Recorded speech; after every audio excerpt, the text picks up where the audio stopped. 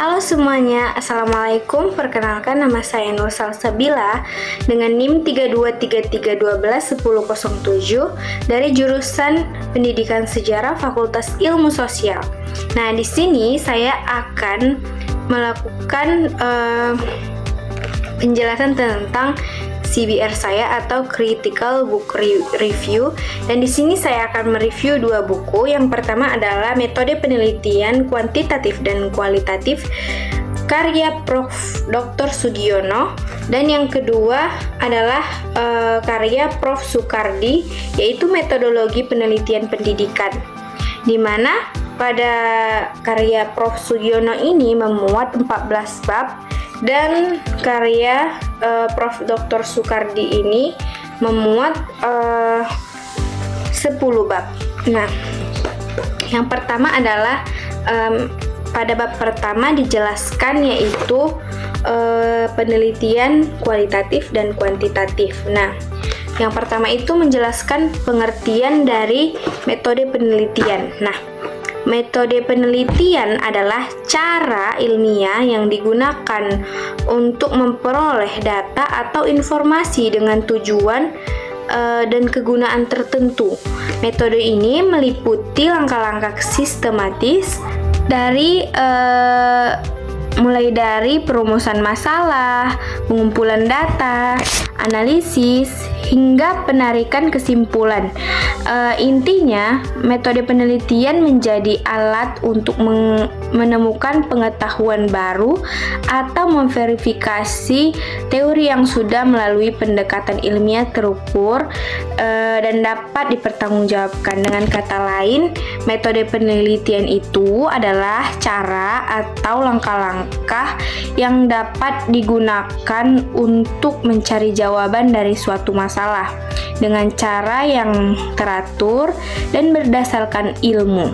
Jadi, metode penelitian membantu peneliti untuk mengumpulkan data, menganalisisnya, dan menarik kesimpulan agar hasilnya itu dapat dipercaya. Nah, dalam buku ini juga dijelaskan jenis-jenis penelitian. Yang pertama adalah penelitian berdasarkan tujuannya, di mana yang pertama adalah penelitian dasar, yaitu untuk menambah pengetahuan dan teori baru.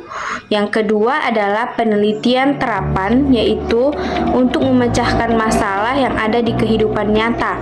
Yang kedua, yaitu yang selanjutnya adalah berdasarkan caranya. Yang pertama adalah penelitian kuantitatif, yaitu menggunakan angka dan data yang bisa dihitung.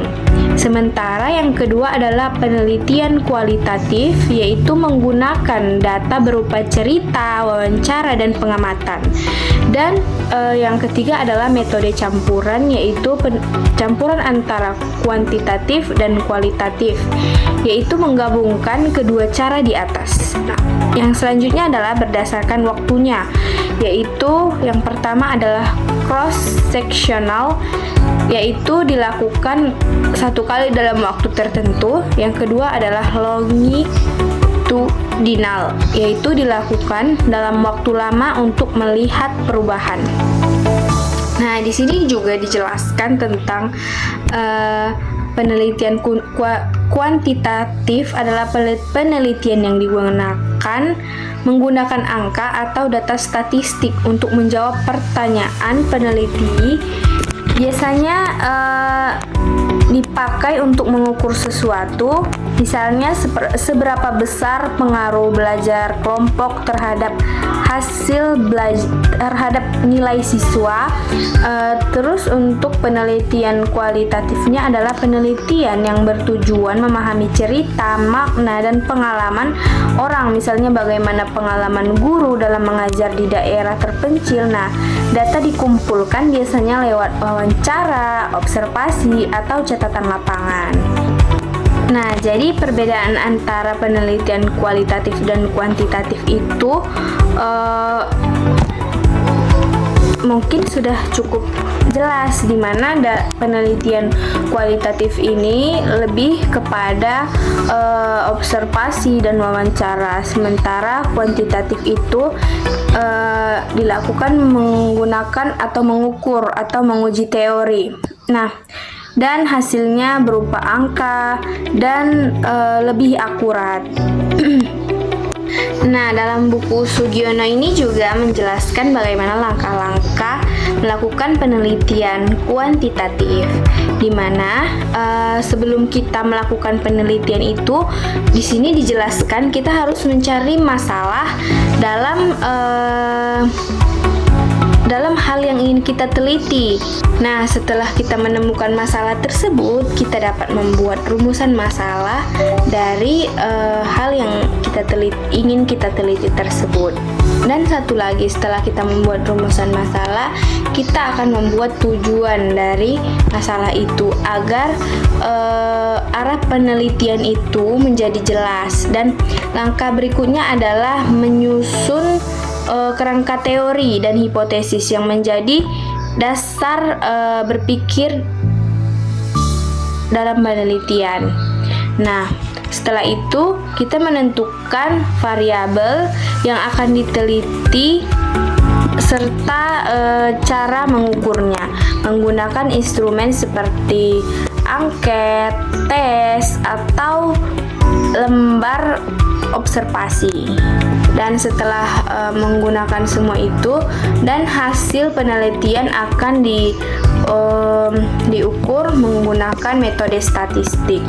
Nah, hasil inilah yang menjadi dasar utama untuk menarik kesimpulan dan memberi jawaban terhadap masalah yang dibuat di awal. Nah, sebelumnya masalah seperti apa yang digunakan dalam penelitian? Nah, di sini dijelaskan masalah penelitian bisa diartikan sebagai kesenjangan antara harapan dan kenyataan yang menimbulkan rasa ingin tahu. Nah, dengan adanya masalah ini, peneliti dapat mencari tahu penjelasan dan solusi dari masalah ini. Nah, misalnya ketika hasil belajar siswa menurun, padahal sudah digunakan berbagai metode pembelajaran, atau ketika ada perbedaan hasil penelitian sebelumnya yang belum dapat dijelaskan. Nah, dengan menemukan masalah yang tepat, penelitian menjadi lebih fokus dan bermanfaat untuk menambah pengetahuan dan memperbaiki keadaan lapangan. Nah, selanjutnya adalah rumusan masalah yang sering kita ketahui, yaitu pertanyaan mengapa masalah itu bisa terjadi. Dan yang selanjutnya adalah variabel penelitian, di mana ada beberapa jenis variabel, yaitu variabel bebas, independent variable, yang memengaruhi variabel terikat, yaitu dependent variable, yang dipengaruhi variabel kontrol yang dijaga agar tidak memengaruhi variabel hasil. Contohnya dalam penelitian tentang pengaruh metode pembelajaran terhadap hasil belajar.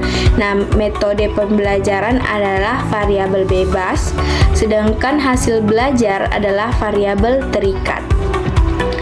Nah, di bab 2 dijelaskan proses penelitian variabel dan paradigma penelitian atau masalah dalam penelitian.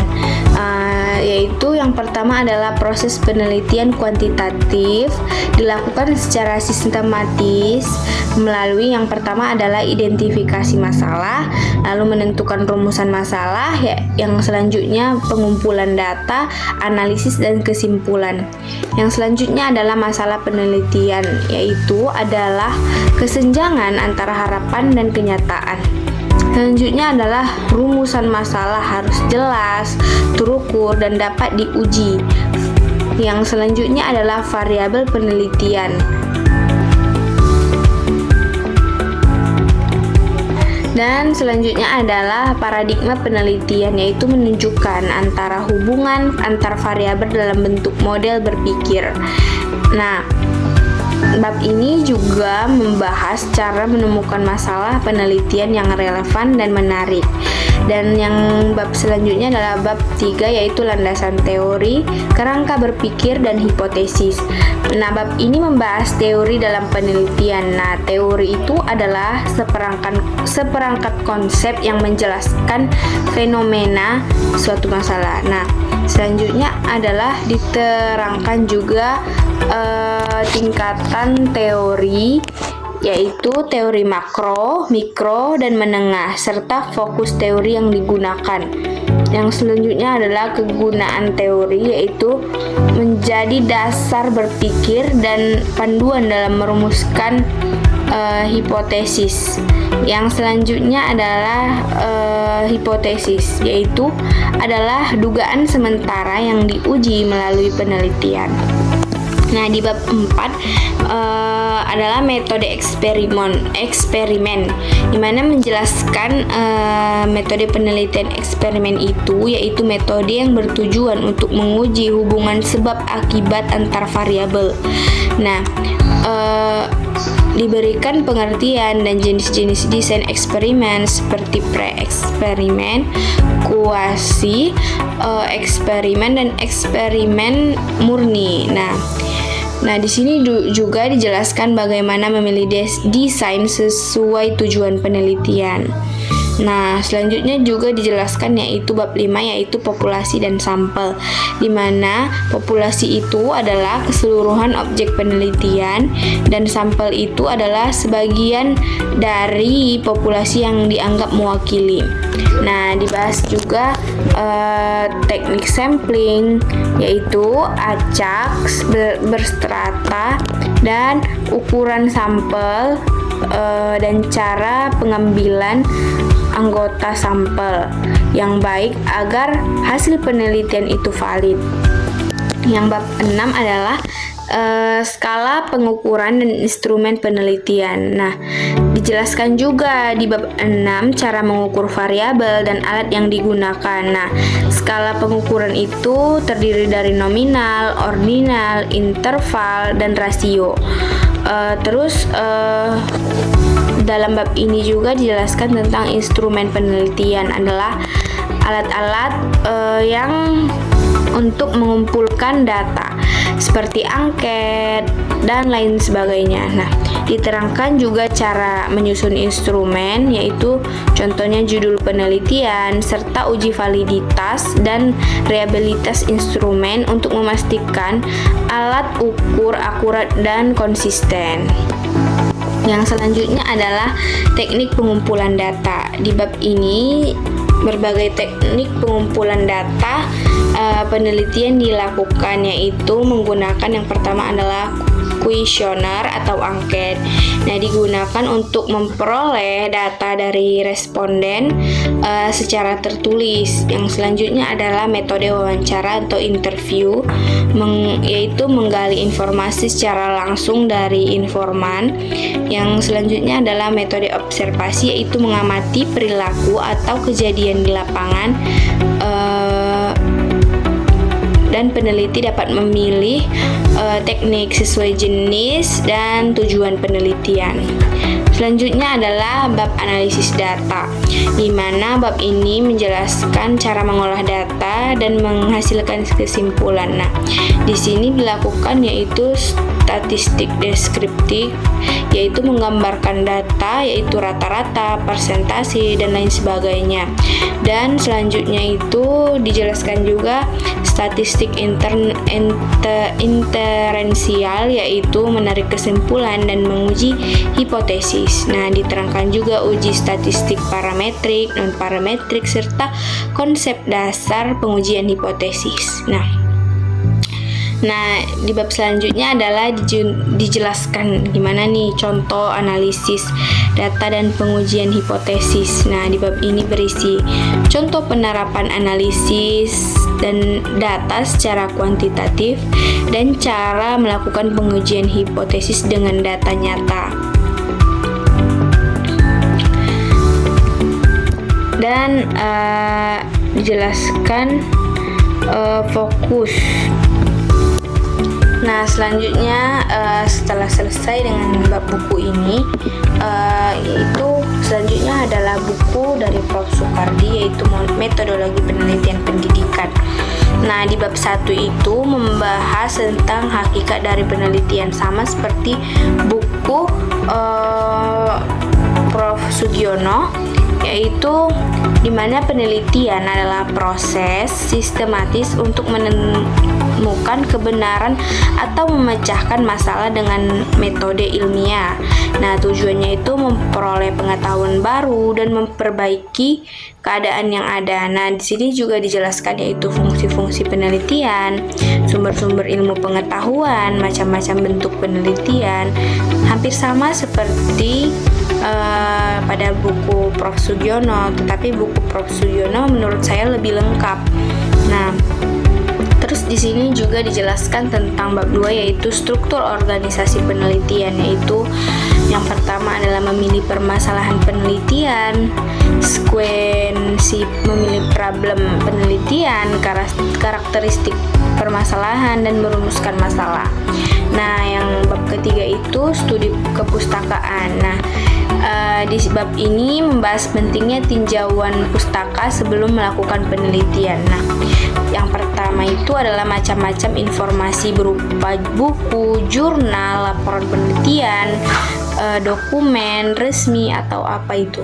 Dan selanjutnya yaitu isi studi kepustakaan berupa kajian pustaka berisi teori, hasil penelitian terdahulu, konsep-konsep yang relevan, dan selanjutnya jumlah referensi yang diperlukan, ya, dan pengorganisasi substansi kajian pustaka dan hipotesis dan pengujiannya. Nah, di bab 4 ini di dalam buku Prof. Soekardi dijelaskan teknik sampling. Nah, di mana teknik sampling ini menjelaskan yaitu tempat penelitian, yaitu lokasi penelitian dipilih sesuai dengan tujuan. Nah, yang kedua adalah populasi penelitian, sampel penelitian, menentukan jumlah subjek, dan teknik sampling berupa probabilitas sampling, acak berupa yaitu acak, sederhana, berstrata, sistematis, dan non probabilitas sampling, yaitu purposive, snowball, dan kuota.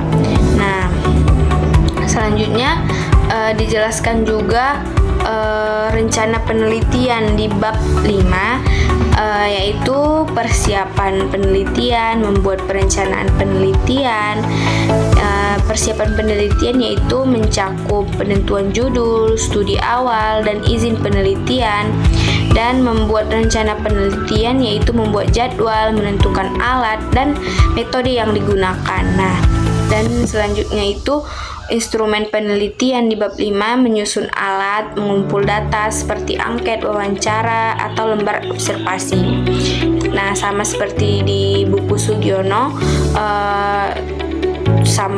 yaitu tentang analisis data, yaitu prosesnya menggunakan tabulasi, scoring, kegiatan analisis data.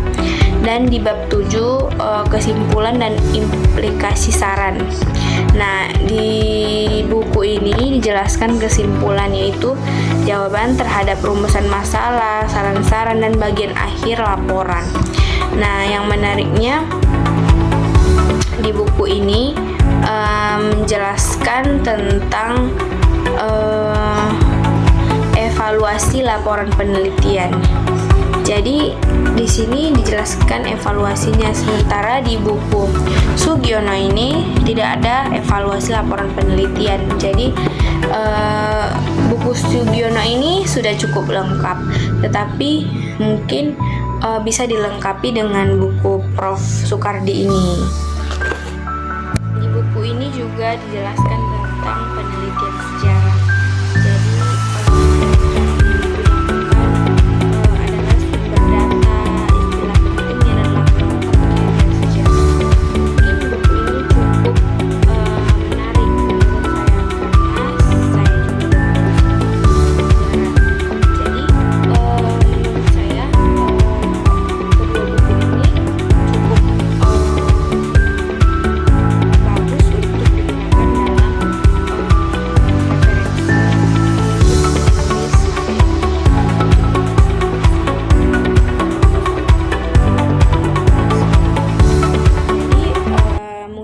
yang dapat saya sampaikan.